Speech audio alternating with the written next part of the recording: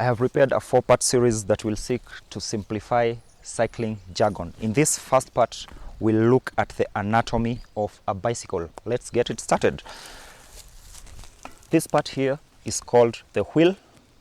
This is the front wheel and the rear wheel. Both of them are called the wheel set. Parts of the wheel, there's this outer part, rubber part that gives you traction on the ground, helps you to move. This is called the tire. And on the tire, you can see information about the tire inscribed on the tire. For example, you can see the recommended air pressure, like for this tire, it is 100 psi. That is the air pressure that you're supposed to inflate into this tire. You can also see 700 times 23C. That means 700 is actually the diameter of the tire. 23 is the width of the tire in millimeters.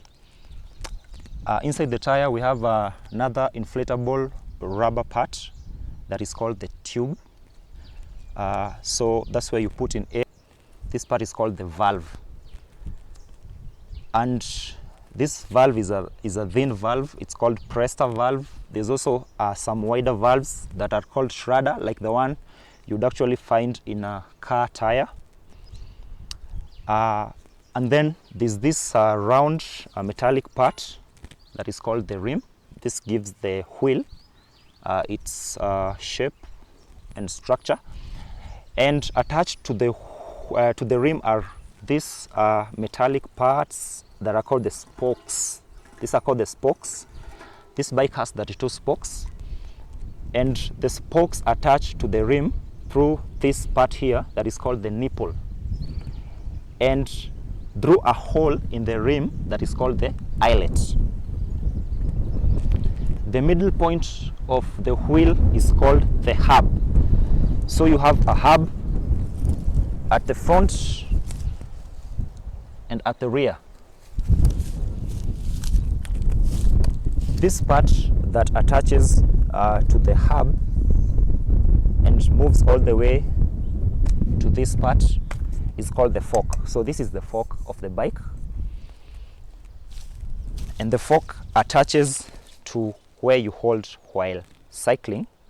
And this part here is called the handlebar. So you can see my handlebar is curved. This is called a drop bar.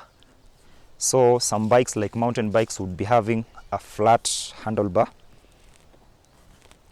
There's this part here that attaches the upper part of the fork to the handlebar, and this is called the stem. Between here, there are some spacers. The spacers give the handlebar its height.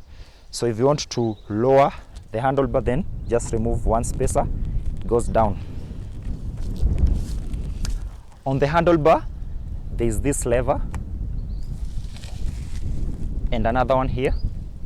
These are called the brake levers. So the left lever activates the rear brakes, the right lever activates the front brakes. Now when you pull the lever, you can see this part is moving, and this part that moves is called the cartridge. Attached to the cartridge are brake pads. So when you pull the lever, there's a cable that runs all the way to the cartridge, pulls the cartridge, pulls the brake pads, which attach to the rim, therefore helps you to stop. You can see that's how the bike stops.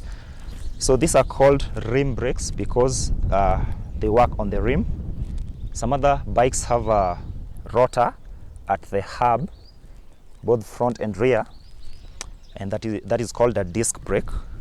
So other than the brake pads attaching to the rim, they attach or they rub against the rotor, and that's how the bike stops on a disc brake.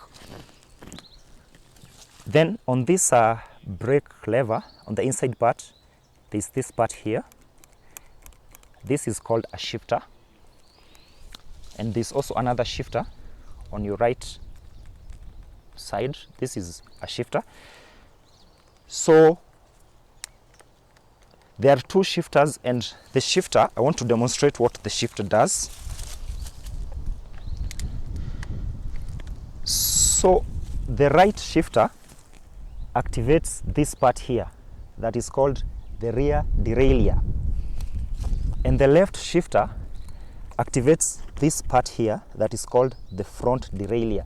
The work of the derailleurs is to shift this part here that is called the chain from one chain ring to the next, or from one rear cog to the next.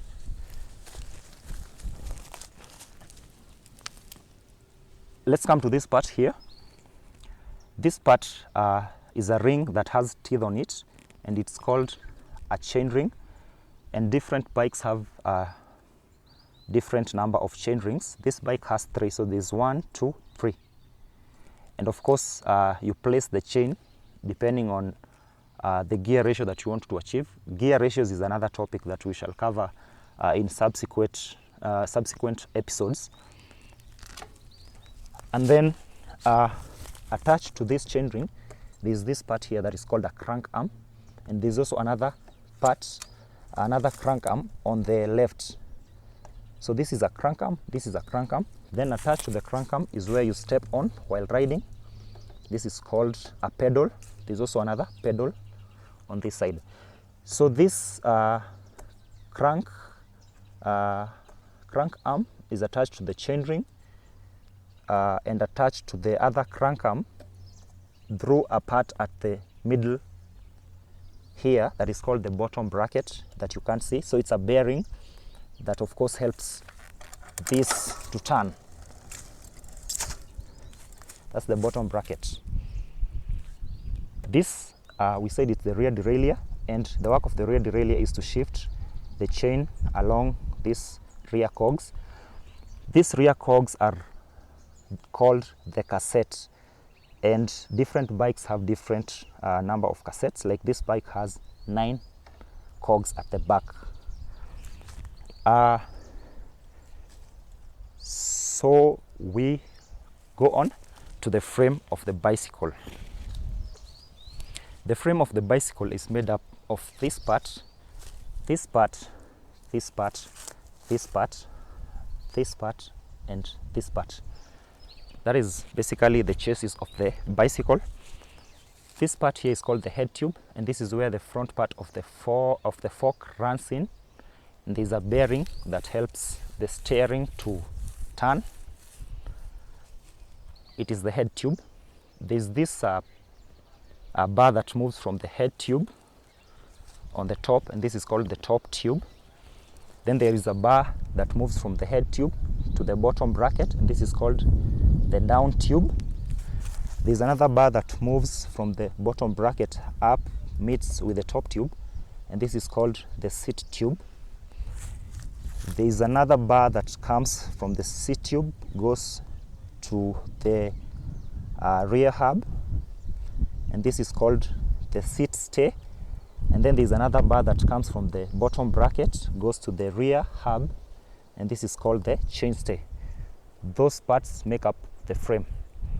Lastly, this part that attaches the seat tube to your seat is called the seat post, and this is your seat where you sit on while cycling. It's called the saddle. So I believe that has actually simplified the anatomy of a bike. I'll see you next time.